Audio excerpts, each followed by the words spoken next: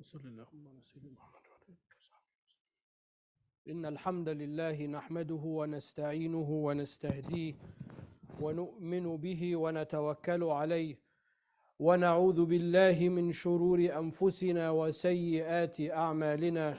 من يهده الله فلا مضل له ومن يضلل فلا هادي له، وأشهد أن لا إله إلا الله وحده لا شريك له، وأشهد أن سيدنا محمدا عبده ورسوله ونبيه وصفيه وحبيبه، بلغ الرسالة وأدى الأمانة ونصح للأمة وجاهد في سبيل الله حتى أتاه اليقين، وتركنا على المحجة البيضاء ليلها كنهارها لا يزيغ عنها إلا هالك. فاللهم صل وسلم على سيدنا محمد في الأولين، وصل وسلم على سيدنا محمد في الآخرين، وصل وسلم على سيدنا محمد في الملأ الأعلى إلى يوم الدين، وصل وسلم على سيدنا محمد في كل وقت وحين، وعلى آله الأطهار، وعلى أصحابه الأخيار، وعلى أتباعه الأبرار إلى يوم الدين. يا أيها الذين آمنوا اتقوا الله حق تقاته ولا تموتن إلا وأنتم مسلمون. يا أيها الناس اتقوا ربكم الذي خلقكم من نفس واحدة وخلق منها زوجها وبث منهما رجالا كثيرا ونساء، واتقوا الله الذي تساءلون به والأرحام إن الله كان عليكم رقيبا. يا أيها الذين آمنوا اتقوا الله وقولوا قولا سديدا يصلح لكم أعمالكم ويغفر لكم ذنوبكم، ومن يطع الله ورسوله فقد فاز فوزا عظيما. وبعد، فإن أصدق الحديث كتاب الله، وإن خير الهدي هدي سيدنا ومولانا رسول الله، وإن شر الأمور لمحدثاتها، فكل محدثة بدعة وكل بدعة ضلالة وكل ضلالة في النار.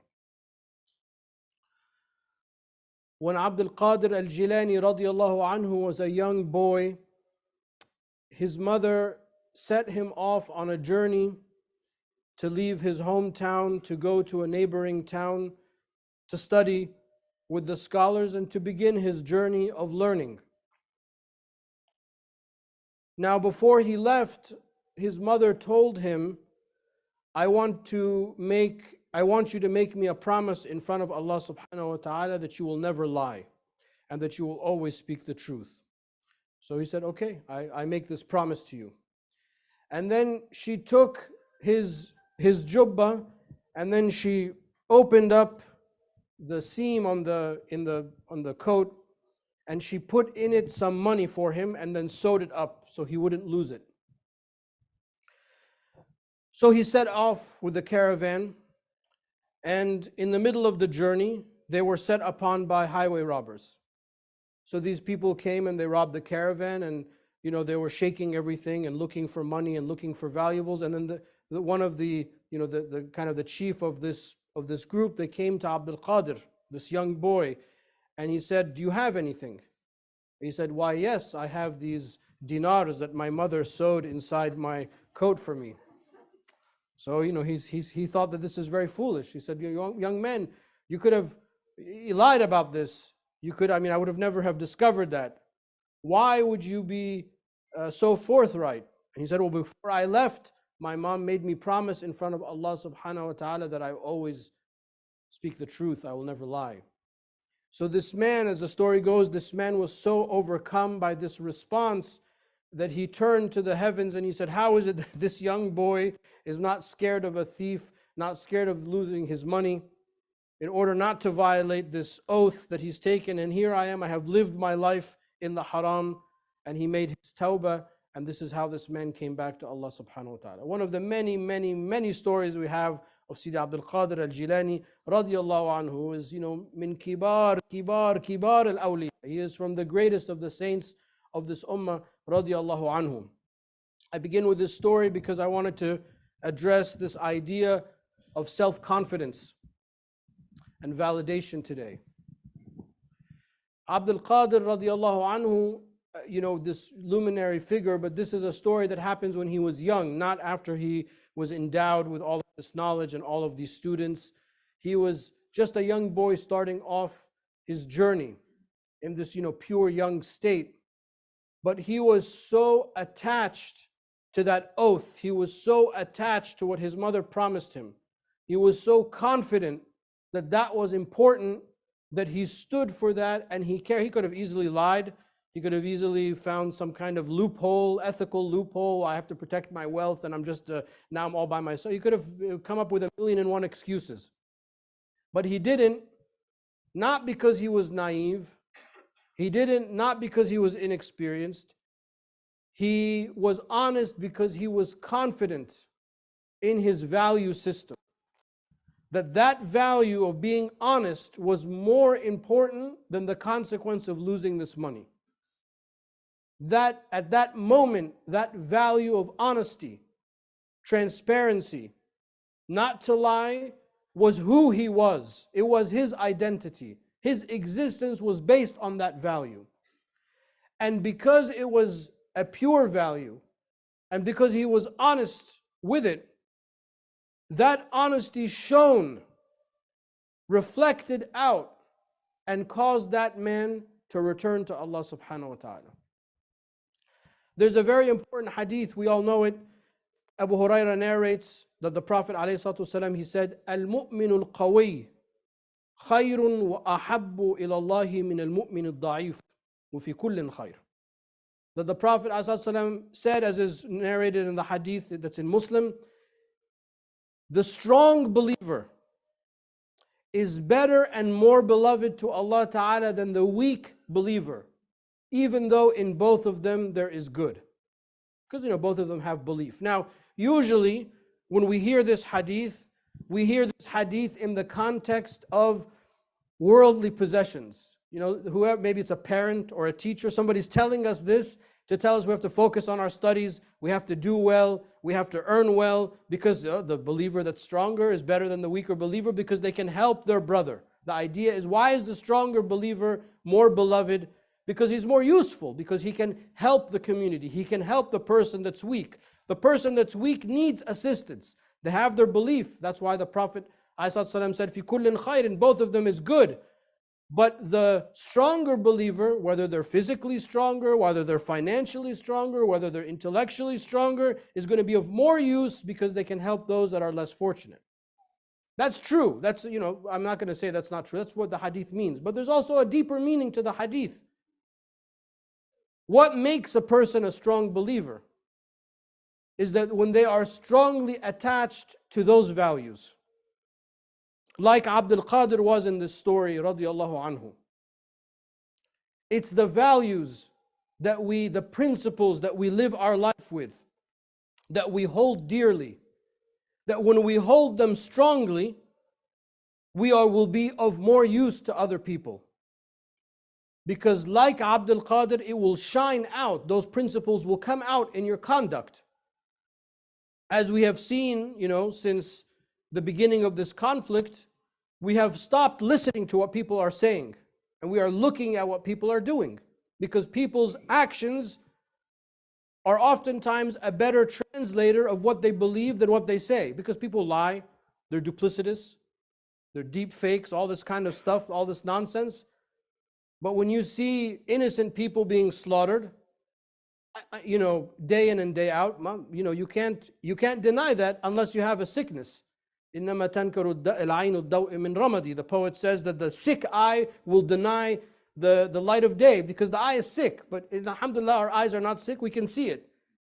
So when you are firm with your values, when we are firm with our principles, that is how we begin this idea of being a strong believer. Because we will be able to help the people around us, whether they be our co-religionists, or whether they be our neighbors, or whether they be people in the larger community, wherever they may be, they will benefit from that strength. I was thinking a lot about this the last couple of weeks, about the importance of us having confidence in our principles. There's a verse in the Quran, Allah subhanahu wa ta'ala says, وَلَن تَرْضَ عَنْكَ الْيَهُودُ وَالنَّصَارَى حَتَّى تَتَّبِعُوا دِينَهُمْ No, millatahum. This is an interesting verse. The Jews and the Christians, the verse says, will not be pleased with you until you follow their millah. What's the difference between the millah and the deen? Because elsewhere Allah Ta'ala says, Inna deen and Allah al-Islam. He doesn't say, Inna al-millata and Allah al-Islam. No, the deen with Allah Subhanahu wa Ta'ala is Islam. In English, we refer to it as Islam with a capital I. But in this verse, Allah Ta'ala is warning us that people will not be pleased with you. They will not validate you unless and until you follow their millah. So what is the difference between the millah and the deen? You know, some of the lexicographers and ulama will say they're interchangeable, obviously, but nothing in the Quran is a mistake. There's a reason why we have these two words. The millah is a manifestation of religion. So we are the millah of Islam. And Bani Israel is the millah of Bani Israel. You know, they are the Jewish millah. And then the Christians are the millah of Christ alayhi salam. It is the operational manifestation of those principles. What we say in the language of Islam, we call it a sharia. So this is the sharia of Moses. We follow the sharia of Sayyidina Muhammad alayhi salatu salam. The Christians follow the sharia of Christ, so on and so forth. We refer to ourselves as the millah of Ibrahim alayhi salam because we are following the sharia derivatives that come from the descendants of Ibrahim, because the Prophet alayhi salam is a descendant of Ismail alayhi salam, and then all of the Hebrew prophets, with very few exceptions, are descendants of Isaac alayhi salam. And then there are other millahs. But there are other non-Abrahamic faiths. There are the Dharmic faiths. There are the Far Eastern faiths. The faiths of the ancient world that are no longer with us, like the ancient Egyptians and maybe the Native Americans, so on and so forth. All of those are manifestations of the deen. So in our understanding, Allah Ta'ala is saying there's only one deen. There's only one set of absolute metaphysical principles. That God is one, and we are to obey Him. That's basically it. When inna deen and Allah al-Islam, that's what it means in its most basic manifestation. We are one attempt to understand that ideal. And remember, of course, we believe that our deen is intact and correct, and we follow it. I'm not saying other than that, but I want you to understand that there is really a distinction between the two that we don't really think about. And to prove my point, remember the immense amount of plurality we have within Islam itself. One of the things that they taught us when you think of a legal issue and you issue a fatwa, how does every fatwa end? It ends with the statement, Wallahu a'lam, and Allah knows best. Why? Because you do not know if you're correct. I think I'm correct. I'm pretty sure I'm correct. I hope I'm correct. I will defend my position because I'm pretty sure I'm right and the other mujtahid is wrong, but wallahu a'lam, I don't know. So, and this is, I know, technical, but go with it for a moment. So when we talk about the sharia ruling, al-hukm al-shar'i, what is the ruling of such and such issue, which is what our legal system is, we don't say that this is Allah's ruling in this issue. We don't say this is the hukm of Allah. Because I don't know with absolute certainty what the hukm of Allah is. But I say, kashifun an hukmillah.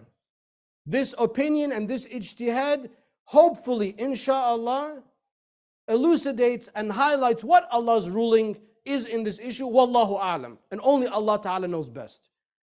In our eschatological belief, when Christ comes back, there will be no more madhahib inside Islam. We believe that He will be the absolute mujtahid, and mujtahid al-mutlaq, and whatever He says, we will follow. There will be no opportunity to follow other positions because He is receiving this from revelation. So even within our Islam with a lowercase I, our, La ilaha illallah Muhammadur Rasulullah Islam, alayhi salatu wasalam, we have the plurality, which shows that this is a millah, attempting to follow the deen of our Creator. coming back to the verse, not to get too off on the reservation with you guys, but to come back to the verse, لَن تَرْضَ عَنْكَ الْيَهُودُ وَالنَّصَارَى حَتَّى تَتَّبِعُ مِلَّتَهُم. Of course, the verse indicates, prima facie the Jews and the Christians, but this is, any other group. They are not going to validate your beliefs. They are not going to validate your actions unless and until you follow what they want you to follow.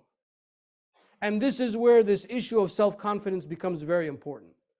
We have to be very self-confident in what we believe in. We have to be absolutely crystal clear with what our principles are. We've been talking this last 5-6 weeks about the sanctity of human life. This is an absolute principle. I don't care who it is. Anybody that argues other than that is not following our principles. Human life is sacred. وَلَقَدْ كَرَّمْنَا بَنِي آدَمَ. I don't care if it's a Jewish life, I don't care if it's a Christian life, I don't care if it's a Zionist, I don't care if it's a Buddhist.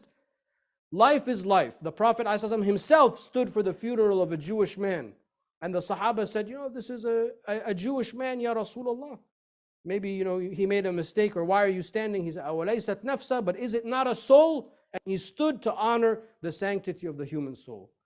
When Imam Ali alayhi salam wrote his letter to Malik al-Ashtar, who was going to be his governor in Egypt, unfortunately, he was, if I remember correctly, he was assassinated on the way. He didn't make it to Egypt. But in the letter that he wrote to him, one of the things that he said is a very famous text. He said, you're going to find two people in Egypt. Either you'll find a co-religionist, another Muslim, which is a small minority at that time, or you'll find a co-human being. You'll find a brother or sister in humanity. Right? These are our teachings. Innocent life is innocent life. It's like the compass. Anywhere that you spin, it's always going to point north. That's one of our principles. Unfortunately, that's a principle that people now are calling into question. They say different things. They use different terminology. They use, third grade level logic. But what they are essentially saying is that not all life is equal. And that's where a lot of the tension comes from between our narrative and other people's narratives, is it comes back to these principles.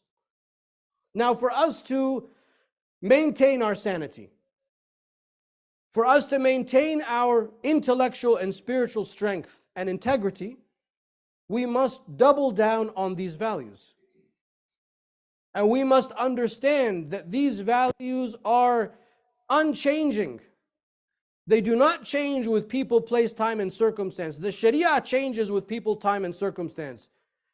You're traveling, you combine and shorten your prayers. You're sick, you make tayammum. You overslept the prayer, you wake up and you pray it when you remember. You have a cast, you wipe over the cast, you don't remove the cast and wash it. The Sharia changes. But these values do not change. That's why they're values. The deen does not change. The values upon which this deen is established do not change. They are valid for every time, for every place, for every people, for every circumstance. And that's the confidence that we need to have, like the story of Abdul Qadir al-Jilani radiallahu anhu. Because when we are confident with those values, in holding those values, in believing those values, it will express itself out in our actions. That's why we openly call people to peace, humanity.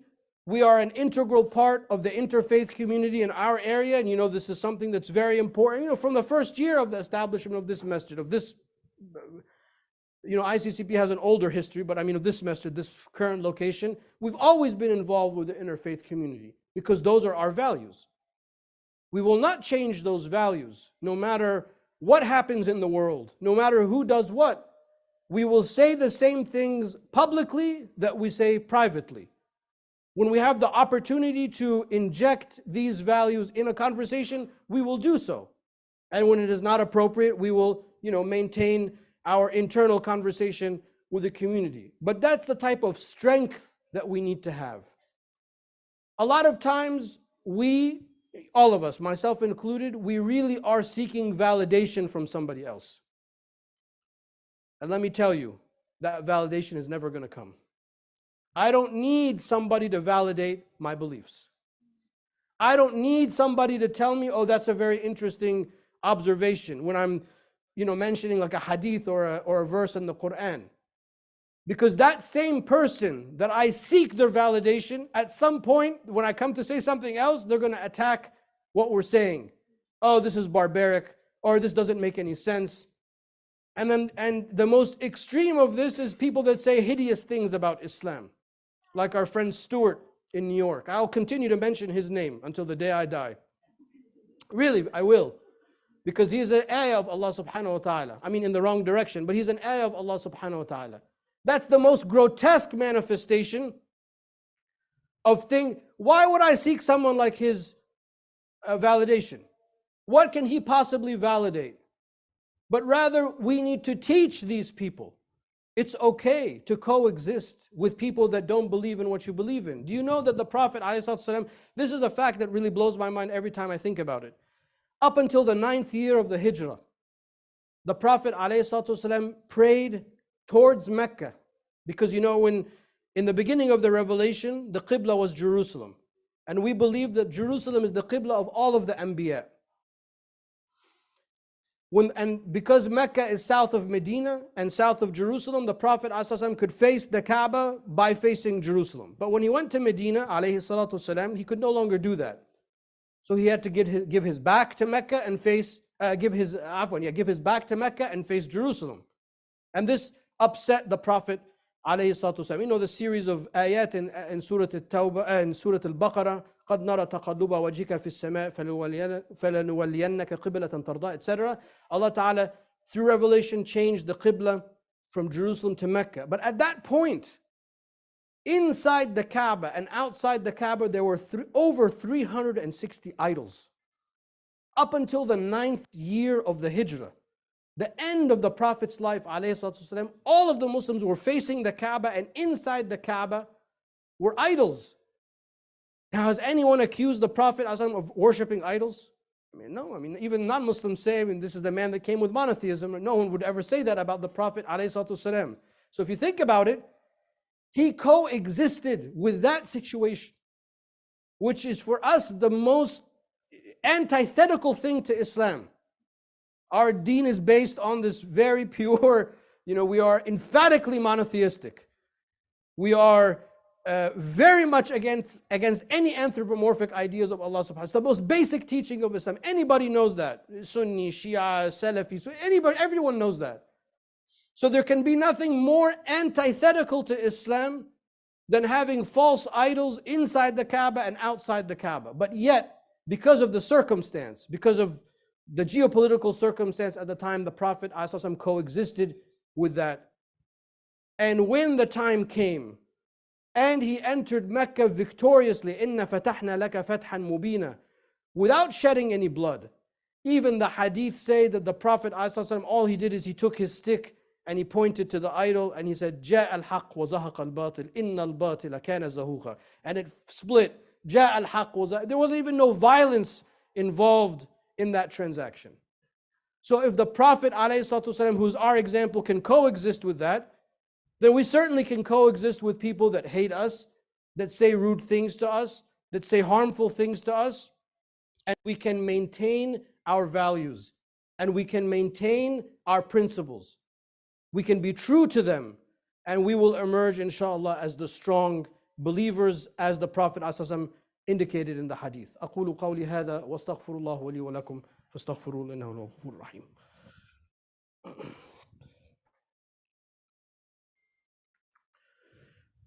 بسم الله الرحمن الرحيم. الحمد لله والصلاة والسلام على سيدنا رسول الله وعلى آله وصحبه ومن والاه. Last time I spoke with you, I spoke a little bit about the interfaith element in our area and what's happening and whatnot. And I also wanted to follow that up very briefly and share something with you that, alhamdulillah, a lot of our partners are listening to what we're saying and are cooperating with us. This last week on Tuesday, Imam Rifai was part of an interfaith delegation who went to visit Jamie Raskin, who is one of our representatives. And yesterday I accompanied also an interfaith delegation, and I had a meeting with Senator Chris Van Hollen in his office. It's a start, but we were able to share our concerns about what's happening in Gaza. We're able to share our concern for the rhetoric that's coming from the White House. I spoke a lot about the tone deafness of the president, specifically the president's message. He actually shared, even more upset than I was at the president's statements and leadership on this topic as it reflects to Muslim and Arab Americans. We also talked about the voting for a ceasefire in the UN and so on. So they were very receptive. I remember if I spoke with him last night, he said that Jamie was very receptive. Senator Van Hollen was also very receptive. And when the opportunity presents itself, alhamdulillah, we try to go and we try to represent. I'm not making any promises, no promises were made, but they were very receptive to the message. And there are other elected leaders who I will not mention their names, who don't even want to meet with us. So at least, not only did they meet with us, but they spent time with us. I think with Jamie Raskin, you guys took a picture. We didn't get that far. We got the staffer, and then she said, okay, you guys are okay. So then the senator came in. They got an hour with Jamie. I think we got about half an hour with the senator. But they were very receptive, while other people don't even want to meet with us. So alhamdulillah, I just wanted to tell you that people are listening to us, and we are trying to do what we can when we can. Walhamdulillah. Tonight we have class 7:30, and then Sunday morning Imam Rafai's halaqah. Specifically, we want to remember a 19-year-old Yusuf, who's the son of Sister Yazgul, who's suffering from the brain tumor, has now been moved to hospice care. So we're asking Allah subhanahu wa ta'ala for relief for the family and shifa, inshallah. We're also making dua for Sister Zinat Ahmed, the mother of Brother Saif Ahmed, recovering from surgery. Also, we do not want to forget the thousands, the tens of thousands of martyrs in Gaza who have died for nothing in this ongoing genocide. We ask Allah subhanahu wa ta'ala to accept them as shuhada in His infinite mercy. We ask Allah subhanahu wa ta'ala to give relief to our brothers and sisters in Gaza. We ask Allah subhanahu wa ta'ala to food them, to clothe them, to give them drink, to give them medical attention. We ask Allah ta'ala in His infinite power a cessation of all violence, inshallah. May they rebuild their homes and their lives. May they emerge stronger than they were before. We know that Allah Ta'ala is able over all things. فَاللَّهُمَّ اهْدِنَا فِي مَنْ هَدَيْتَ وَعَافِنَا فِي مَنْ عَافَيْتَ وَتَوَلَّنَا فِي مَنْ تَوَلَّيْتَ وَبَارِكْ لَنَا فِي مَا أَعْطَيْتَ وَقِنَا وَاصْرِفْ عَنَّا شَرَّ مَا قَضَيْتَ اللهم تب علينا توبة نصوحة تطهرنا بها جسما وقلبا وروحا اللهم اغفر لنا ذنوبنا وإسرافنا في أمرنا وثبت أقدامنا وانصرنا على القوم الكافرين وانقلنا من دائرة سخطك إلى دائرة رضاك وافتح علينا فتوح العارفين بك واحشرنا تحت لواء نبيك صلى الله عليه وسلم يوم القيامة اللهم اسقنا من يده الشريفة شربة ماء لا نظمأ بعدها أبدا ثم أدخلنا الجنة بغير حساب ولا سابقة عقاب ولا عتاب ومتعنا بالنظر إلى وجهك الكريم في جنات الخلد يا رحيم فاللهم ارحم حينا وميتنا وحاضرنا وغائبنا وارفع أيدي الأمم عنا وأقمنا بالحق وأقم الحق بنا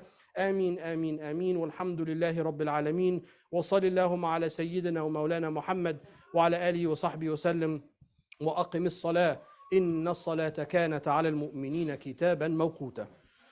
الله أكبر الله أكبر الله أكبر.